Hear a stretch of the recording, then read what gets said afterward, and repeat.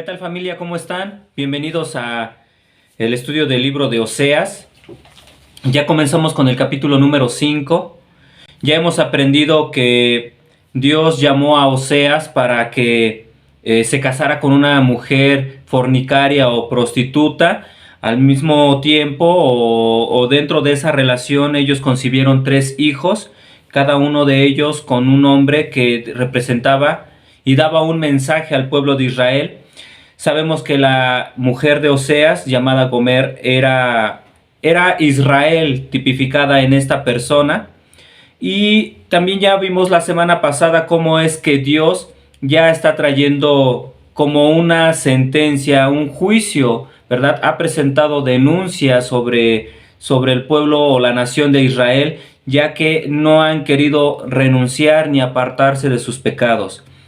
Aprendimos que Dios ha determinado dejarlos, ya que ellos no quieren nada con Dios. Y hemos aprendido que nosotros debemos aprender de Dios a través de su palabra, y también debemos de conocerlo a Dios a través de la intimidad, a través de la oración, a través de pasar tiempo con Él, meditando en su palabra, congregándonos, viendo los estudios, leyendo la Biblia. Todo esto ya lo hemos aprendido en los 4 capítulos anteriores.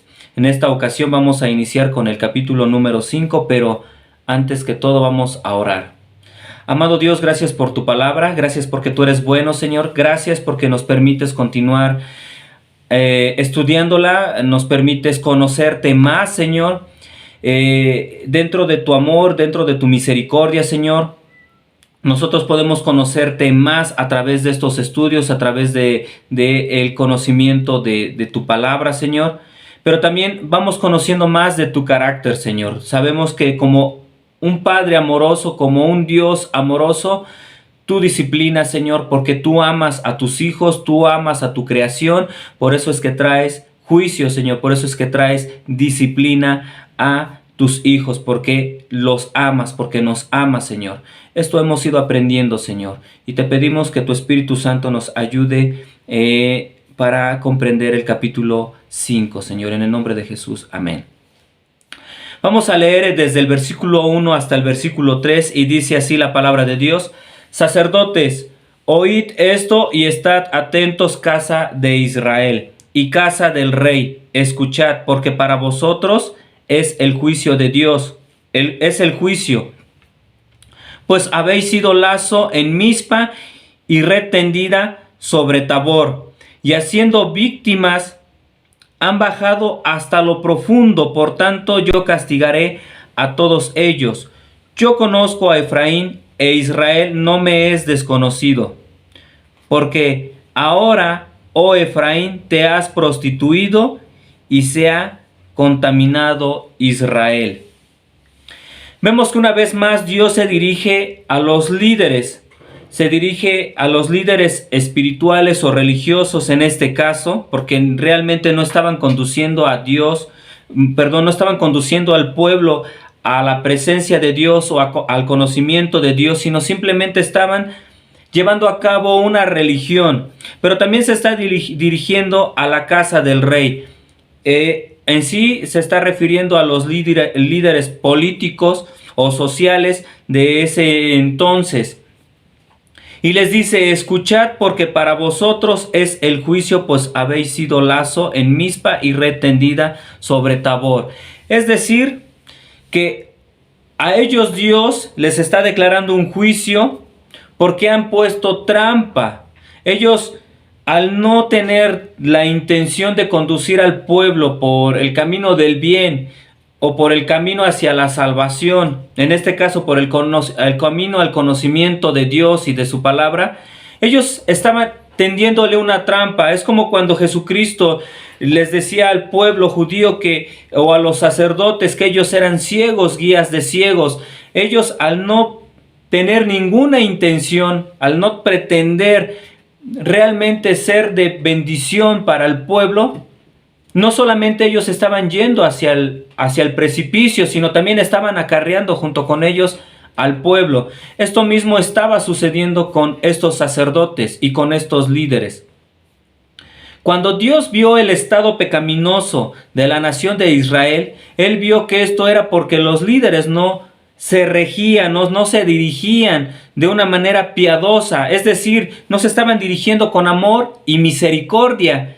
Cuando tú tienes amor por las personas, tú no te puedes quedar callado para declararles la palabra de Dios. Cuando tú tienes amor por la gente, tú les predicas el evangelio.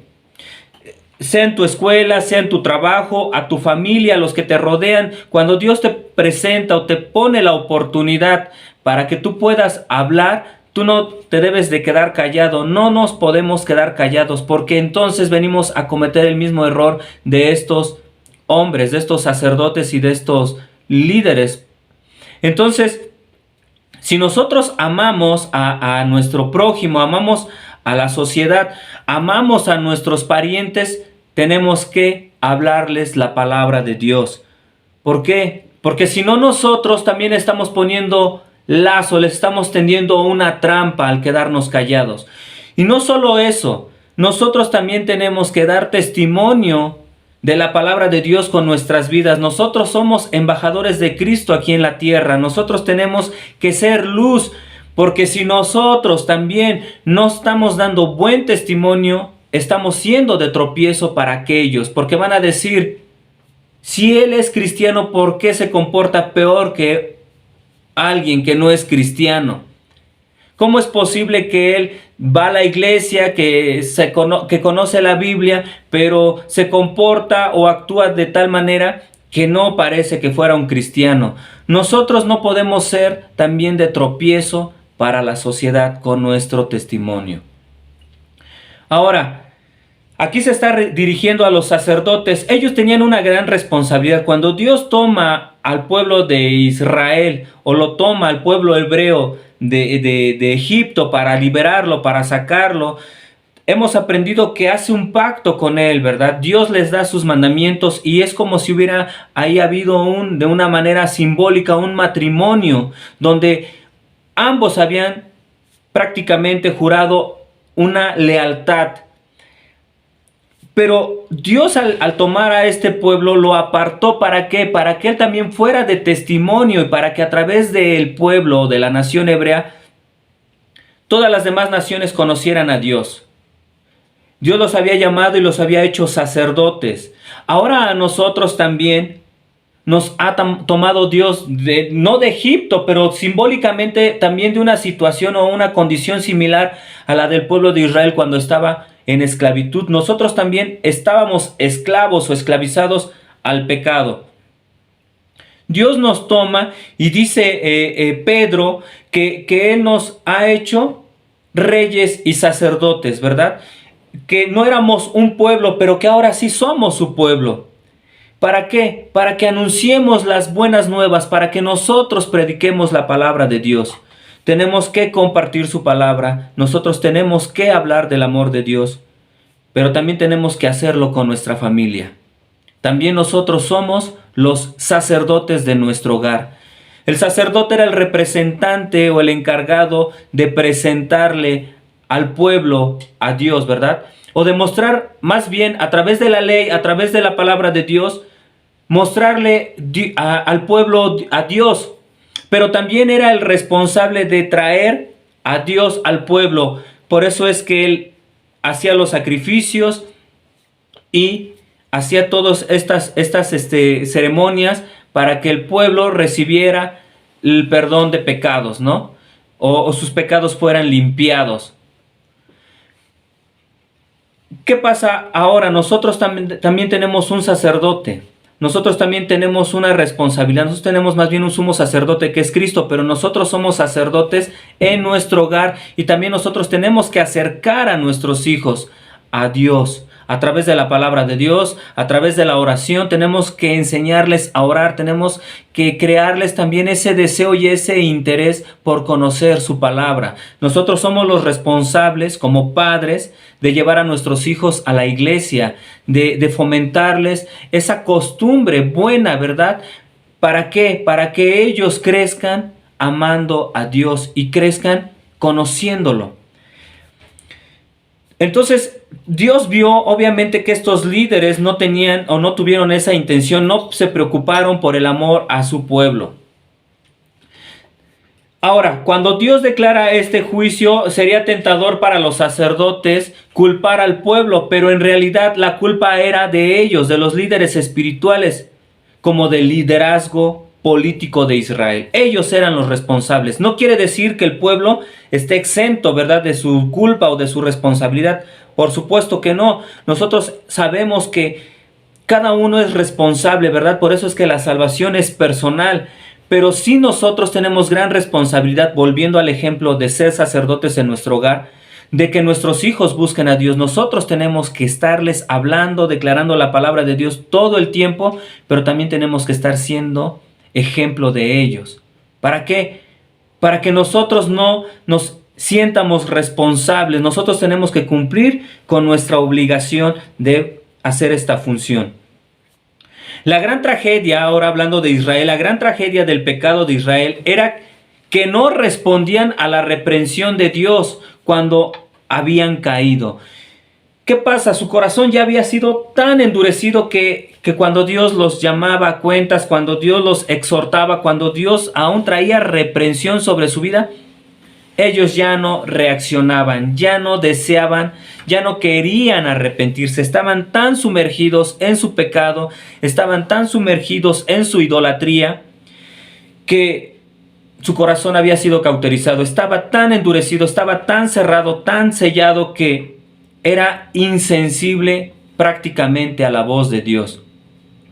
Ellos estaban tan adictos al pecado que les era muy difícil volverse a Dios.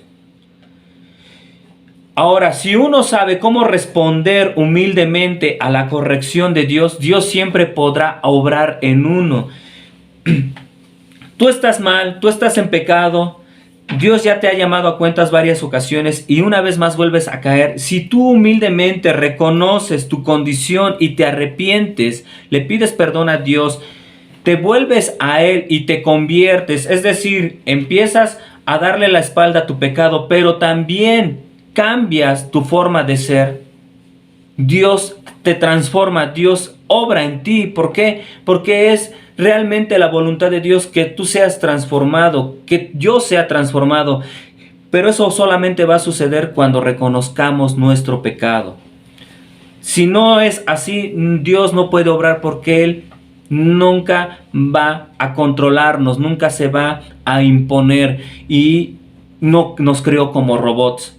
Él está esperando que nosotros tomemos esa decisión, que tomemos, que demos ese paso, y entonces Él entra, entonces Él obra, porque realmente es su voluntad. Por eso es que Él permite que ciertas tragedias, tal vez ciertas circunstancias que producen incomodidad en nuestra vida, que producen dolor, nos lleven a reaccionar, porque Él está esperando que de nosotros salga el arrepentimiento, pero un arrepentimiento sincero, no un arrepentimiento porque me está yendo mal, un arrepentimiento porque simplemente estoy sintiendo dolor y eso me está incomodando, y entonces por eso es que voy a buscar a Dios.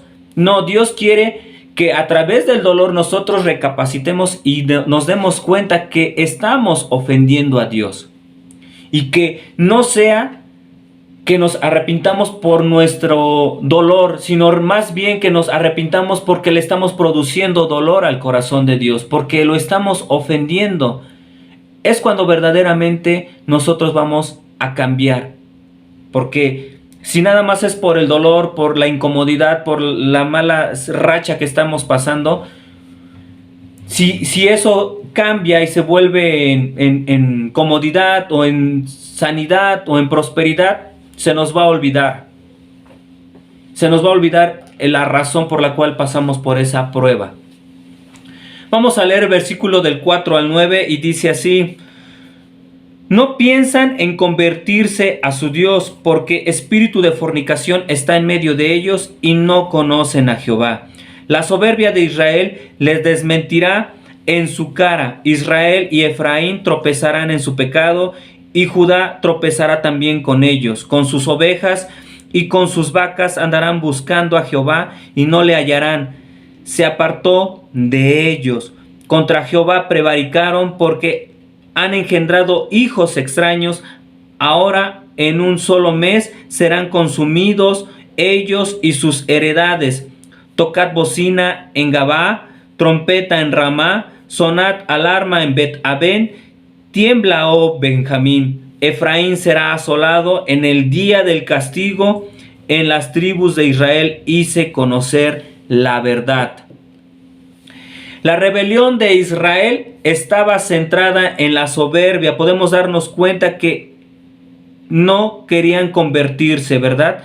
Dice, no piensan en convertirse a su Dios porque espíritu de fornicación está en medio de ellos y no conocen a Jehová. La Nueva Traducción Viviente dice que estaban hasta el tuétano, ¿verdad? Hasta la médula. ¿Qué quiere decir? Que estaba tan arraigado, que estaba tan profundizado ese pecado de idolatría que les era muy difícil salir de ellos. Y nosotros debemos tener cuidado porque a veces todo inicia, toda adicción, todo vicio, aún la idolatría y todo tipo de pecado con una pruebita. Y ponle el nombre que quieras al pecado. Puede ser drogas, puede ser alcoholismo, tabaquismo, adulterio, fornicación, pornografía, robo, mentira, el chisme. Empieza con poquito. A ver, voy a probar. Y cuando te vas dando cuenta, estás avanzando y te vas profundizando tanto que llegas a caer a un pozo. Pero aquí lo dice de esta manera, que estaban tan... De hecho, lo menciona la Nueva Traducción Viviente, que lo tenían arraigado hasta la médula. O sea, ya estaban tan carcomidos por ello, tan influenciados, que Dios observaba. Sabemos que Dios conoce los corazones, y decía él, no piensan en convertirse realmente, no conocen a Dios. La rebelión de Israel estaba centrada en la soberbia. Dice en el versículo 5, la soberbia de Israel desmentirá en su cara a Israel y Efraín tropezará en su pecado. ¿Qué es la soberbia? Según el diccionario de la Real Academia Española, dice que es altivez y apetito desordenado de ser preferido a otros. Es decir, ellos se sienten superiores y eso provoca un desorden porque también los hace sentir preferidos o mejores a otros. Y también dice que es la satisfacción y envanecimiento por la contemplación de las propias prendas con menosprecio de los demás. También tú te empiezas a sentir soberbio o eres soberbio cuando tú empiezas a mirar a los demás como inferiores a ti en todas las áreas. Tú dices, yo traigo buenos tenis, buenos zapatos, buen carro, yo tengo buena casa, yo tengo un buen trabajo, yo no necesito de nada, yo no necesito de nadie, yo soy mejor, al contrario, a mí me necesitan. Eso es soberbia. ¿Qué dice el diccionario bíblico de la palabra soberbia? Dice que es un deseo y pretensión de superioridad sobre los demás, junto con un rechazo de sometimiento a Dios. ¿Por qué? Porque tú crees que no lo necesitas a Dios, tú crees que te puedes valer por ti mismo. ¿Por qué? Porque hay un ego muy elevado, porque te sientes mejor o más que los demás, porque tal vez tienes una habilidad muy buena y eso te hace sentir superior. Tal vez tú como mujer puedes decir, no, pues yo soy la mejor esposa, y también eso te hace sentir superior a las demás mujeres. O tú dices, mis hijos son los mejores, no hay nadie como ellos. Y sin darnos cuenta, la soberbia que está provocando idolatría. Estás cayendo en la idolatría de confiar en todo lo demás menos en Dios, en amar y en idolatrar las cosas, a las personas a quien amas y no a Dios. Por eso es que eso te lleva a un rechazo de Dios mismo. También es la pretensión de autosuficiencia y autoexaltación. Es un estado opuesto al de la humildad, ¿verdad? ¿Cómo realmente Dios nos exhorta y nos invita y nos manda a que seamos humildes? Dios nos enseña en su palabra que nosotros tenemos que tener una actitud como la de Jesucristo, que Él no escatimó el ser igual a Dios como cosa que aferrarse. Es más, Él se hizo un hombre, y en la condición de hombre o de ser humano se hizo siervo. Y siendo un siervo, Él dio su vida, ¿verdad? Y la dio de una manera tan terrible en la cruz. Él siempre nos mostró cómo ser humildes. Nosotros tenemos que ser humildes. Y podemos ver también un ejemplo de soberbia o de altivez en Satanás. ¿Qué dice la palabra de Dios? Que por eso Él fue desechado, por su altivez, porque Él creyó que podía ser superior a Dios. Él pensó en poner también su trono, ¿verdad? ¿Y qué pasa? Él juntamente con Él también arrastró a la tercera parte de las estrellas, es decir, de los ángeles. ¿Cómo esto es contagioso? Y es lo que estaba sucediendo con el pueblo, con los líderes sacerdotales o religiosos más bien. Pero también el pueblo ya estaba en esta situación de soberbia. El soberbio no reconoce de su dependencia como criatura de su creador, ni la mutua dependencia de sus semejantes. Es decir, no solamente no dice, no necesito a Dios, sino también dice, yo no necesito a las personas. Yo no necesito nada de ellos, yo tengo todo, yo vivo mejor, yo tengo un mejor trabajo, yo tengo una mejor posición, yo tengo mejores habilidades, a mí me salen mejor las cosas, yo enseño mejor o yo aprendo muy rápido. Debemos tener cuidado porque probablemente en nosotros puede haber algo de soberbia. A veces es disfrazada, ¿verdad?, de algo aparentemente bondadoso, pero en nuestro corazón puede estar existiendo esta raíz. Cuando a veces podemos juzgar, ¿verdad?, al compañero de trabajo que no le salen bien las cosas y hasta te sientes así, te pavoneas, ¿verdad? O en el trabajo llega el momento y Dios permite que te lo reconozcan y que te den honra. Pero también nosotros debemos de atribuirle todo ese reconocimiento a Dios, porque sabemos bien que si yo soy un buen matemático, soy un buen mecánico, soy un buen electricista, un buen abogado, un buen contador, lo que sea, es gracias a Dios, porque de Él son estas habilidades. Entonces nosotros no podemos inflarnos o sentirnos superiores a los demás.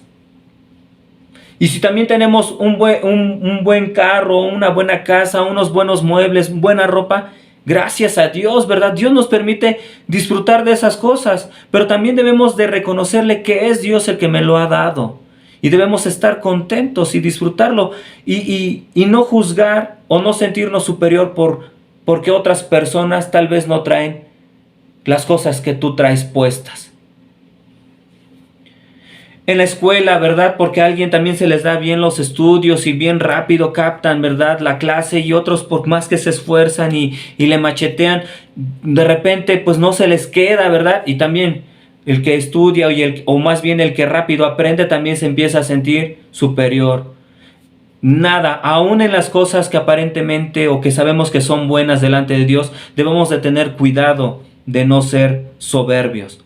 La soberbia también es un estado peculiarmente aborrecido por Dios y conduce al más desastroso de los fines. Dice en Proverbios capítulo 16, versículo 18, antes del quebrantamiento es la soberbia, y antes de la caída la altivez de espíritu. Así que si Dios trae quebrantamiento a tu vida, es porque te estás pasando de soberbio.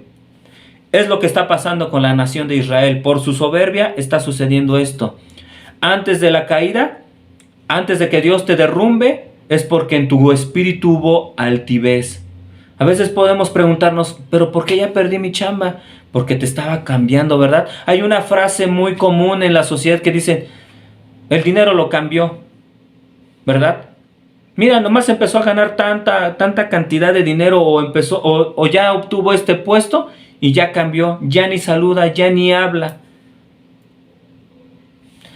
En Proverbios capítulo 15, versículo 25 dice así: Jehová asolará la casa de los soberbios, pero afirmará la heredad de la viuda. Es decir, Dios va a derrumbar, va a derribar la casa de los soberbios, su obra, en donde ellos tienen su protección, su seguridad, en donde ellos están confiados y se sienten protegidos. Dios la derrumba. Todo aquello que es obra de ellos mismos, en donde ellos han depositado su confianza, Dios la derrumba. Pero dice, pero afirmará la heredad de la viuda. Es decir, de aquellos que son humildes, que reconocen y que siempre son dependientes de Dios, Dios la va a proteger. Es más, la va a afirmar. No va a permitir que su vida o que ella sea avergonzada o que sea destruida. Nosotros debemos de mantener una actitud humilde. Por eso es que el pueblo de Israel estaba ya a un mes, aquí lo menciona la palabra de Dios, de experimentar ya el juicio, el castigo de Dios, por su soberbia, por su idolatría, porque no querían nada con Dios. Dice su palabra que no lo conocían, de plano ya no lo conocían. A veces nosotros podemos tener una religión, pero no conocer a Dios. Podemos ir a la iglesia, pero no conocer a Dios. Y eso es tan peligroso, porque puedes tener una religión y le puedes estar añadiendo un montón de cosas que aparentemente para ti son buenas. La soberbia es el ideal del hombre que no conoce a Dios, que tiene en manos a la compasión, o más bien que tiene en menos a la compasión, que no le da el valor que se merece, que la demerita, que la menosprecia a la compasión, y también no le da la prioridad en cuanto a las buenas obras, en este caso en ayudar a los débiles. Avanzamos, dice más adelante, dice la palabra de Dios: andarán buscando a Jehová y no le hallarán. Esto lo vimos en Oseas capítulo 4 versículo 17, si recuerdan, cuando dijo Dios: Efraín es dado a ídolos, déjalo. Por eso es que ellos ahora andan buscando a Dios, pero no lo hallan. Pero ya vimos en el versículo 4 que no lo hallan porque Dios conoce los corazones y dice que ellos no se van a arrepentir. Necesitan experimentar algo todavía más fuerte. Dios permitió entonces dejar a Israel solo. ¿Por qué? Porque no lo iban a hallar. De esta manera, cuando Dios... Y no es que Dios te abandone, no es que Dios te deseche, sino simplemente al decir aquí que Dios te deja solo, o en este caso iba a dejar solo a Israel, es que Él no iba a intervenir ya para nada. Su arrepentimiento era superficial porque no piensan en convertirse a Dios. Por eso Dios ya no se iba a meter. Por eso es que dice la palabra de Dios que se apartó de ellos, ¿verdad? Vimos más adelante que Dios se aparta de ellos. Y esto puede sucederle a cualquiera, te puede suceder a ti y a mí, que Dios se aparte de nuestra vida. Y repito, y no es que te abandone o te deseche, sino simplemente, como ya no lo consideras, es como cuando tú sueltas de la mano a tu padre, como cuando un pequeño suelta de la mano a su padre, aunque el padre te está aferrando y no te quiere soltar, pero tú, como veas, como lo obtengas, pero logras zafarte de la mano de tu padre, y él dice, bueno, y entonces él ya no interviene cuando estás en peligro. ¿Para qué? Para que entonces reacciones. Podemos estar tan sumergidos en nuestro pecado, por eso es que esto nos puede pasar a cualquiera, o le está sucediendo a algunos, ¿verdad? Recuerden que el pueblo de Israel era un pueblo que conocía a Dios. Puede pasarle a cualquiera, puede estar sumergido en rebelión, puede estar sumergido en sus propios pecados. Y esto es muy probable que aún tú vayas avanzando y no te des cuenta, sino hasta cuando ya estás viendo las consecuencias. Dice: Efraín será asolado en el día del castigo. Debido a que Dios se ha apartado, de ellos, de Israel o de Efraín. Efraín, recordemos que es la tribu más grande de Israel, del norte. Y por eso te le menciona mucho a partir de este capítulo, durante todo el libro. Es como la tribu representativa de Israel, es así como en la nación del sur, que era Judá, la tribu de Judá y Benjamín, pero siempre se refiere a Judá. Aquí Israel, Dios ya los ha dejado, ¿verdad? A Israel y a Efraín, que es el mismo. ¿Por qué? Porque ellos, para que de esta forma, ellos ya no encuentren ninguna ayuda. Cuando el ejército de los asirios ataque, entonces ellos serán asolados. Es lo que dice la palabra de Dios. En el versículo 9 dice que entonces Efraín será asolado en el día del castigo. En las tribus de Israel hice conocer la verdad. ¿Por qué? ¿Por qué va a ser asolado? Porque Dios ya los dejó. Llega el ejército asirio, entonces ellos ya no pueden vencerlo, ya no pueden ganar esta guerra. ¿Por qué? Porque Dios ya no está con ellos. Amén, familia. Nosotros, en conclusión, debemos de tener cuidado de no tener un corazón soberbio. Debemos procurar con diligencia conocer la palabra de Dios y conocer a Dios. También, si estamos experimentando las consecuencias por nuestras malas decisiones o acciones, debemos reconocer que es gracias al amor de Dios que Él permite que estemos pasando por esto. No es que Dios sea injusto, al contrario, Dios es misericordioso, porque realmente Dios no nos da lo que nos merecemos. Nosotros nos merecemos un castigo terrible, nosotros sabemos que nos merecemos el infierno, pero en su misericordia Dios permite estas situaciones para que nosotros nos arrepientamos y le busquemos y nos volvamos a Él. Amén, familia, vamos a orar. Amado Dios, gracias porque tu palabra nos enseña tu amor, Señor. Tu palabra dice que el Padre al Hijo que ama lo disciplina, Señor. Y a veces nosotros como hijos, Señor, necesitamos tu disciplina cuando no hemos hecho caso, Señor, a tu palabra. Cuando hemos decidido hacer nuestra voluntad y no la tuya, Señor. Y lo único que estamos provocando, Señor, es que nos sumerjamos, Señor, en un pozo hondo, en un abismo profundo, Señor, donde cuando nos damos cuenta, Señor, estamos tan llenos de suciedad y tan revolcados en el pecado, Señor, que lo que nosotros tenemos que hacer es clamar a ti, Señor. Tú permites todo esto, Padre, para que te busquemos, para que te amemos, y porque tú nos amas es que permites todas estas cosas, Señor, y te damos gracias, Padre, en el nombre de Jesús. Amén. Familia, te recuerdo que tenemos estudios de miércoles a sábado a las 8:30 de la noche. Y el mismo sábado al mediodía tenemos Familia Kids. Y el domingo nos vemos en el Templo Familia a las 11 de la mañana. Dios te bendiga.